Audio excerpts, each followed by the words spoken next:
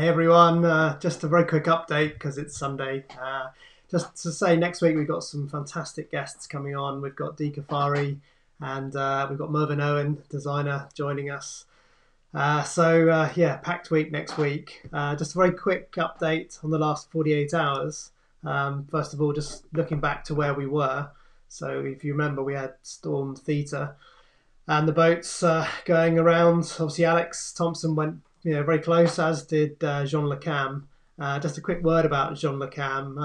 He was in the race that I did in 2004 and sailed a fantastic race then, finishing second. And it's just great to see him doing so well. And it's not surprising in some ways because the conditions have been quite favourable for the Daggerwood boats, and I certainly expect over the next few days for the foilers to sort of pull away a bit. But the doldrums are pretty active, and there's opportunity certainly in the South Atlantic. So I wouldn't be surprised if wily old Jean Le Cam hangs in there.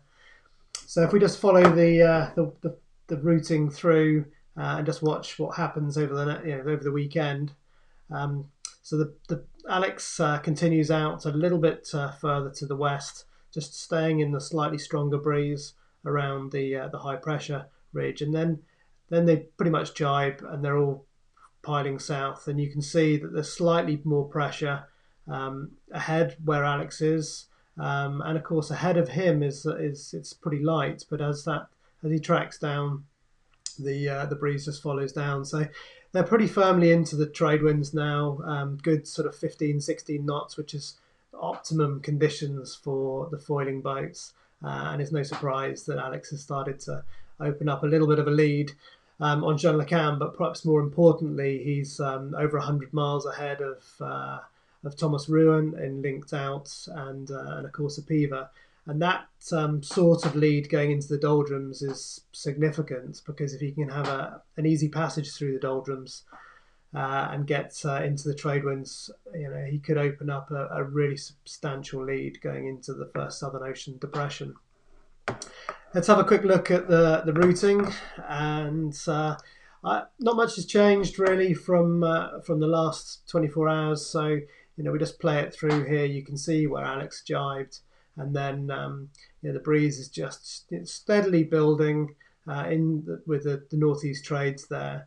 And right now they're sort of about this position, coming down to the Cape Verdes Islands, obviously in a really nice position for their crossing for the doldrums, because they've already got that westing in.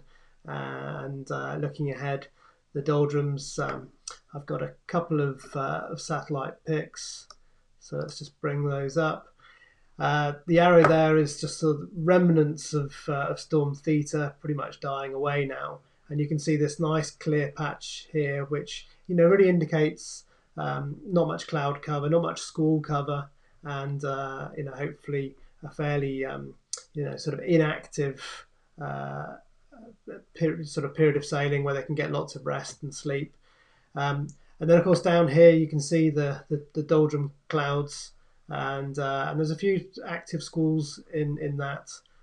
As we said yesterday, over the weekend, doldrums are still quite far north, but it does look like they're starting to drift a bit south and not look quite as active as they were a few days ago. Okay, if I go on to the weather forecast, and you can see the trades here. Really nice, steady trades, good pressure, really all the way down past the Cape Verdes. So that bit a few days ago, which was looking quite lively for the doldrums, seems to have moved back to the south, and at the moment the doldrums aren't looking quite as active as they were. The southeast trades still pushing quite far north, and so they'll be looking for an optimum route through this bit before they hit the southeast trades. Okay, that's it for me. Back tomorrow, and of course don't forget we've got Dee and Merv joining me during the week, and I'm sure Mike will be back as well. Thanks everyone for subscribing. Keep them coming, keep the comments coming, and look forward to seeing you all again next week. Cheers. Bye.